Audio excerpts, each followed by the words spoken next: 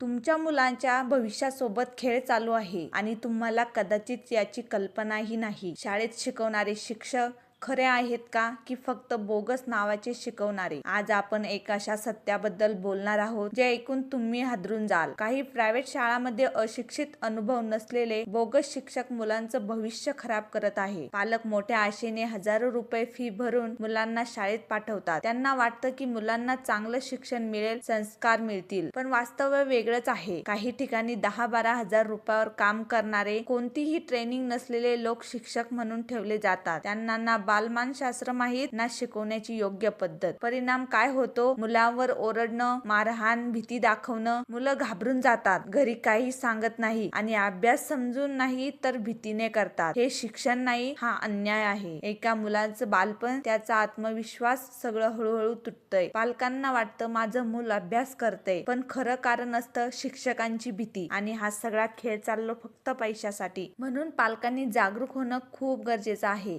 शाळेंची चौकशी करा, शिक्षकांची पात्रता तपासा, मुलांशी रोज बोला. तुमच्या मुलाचा आवाज बना, कारण त्यांचं भविष्य तुमच्या हातात आहे. जर तुम्हाला ही माहिती महत्त्वाची वाटली असेल तर व्हिडिओला नक्की शेअर करा, कारण एका शेअरमुळे एखाद्या मुलांचं भविष्य वाचू शकतं. भेटूया अशाच एका माहितीपूर्ण व्हिडिओमध्ये. तोपर्यंत धन्यवाद.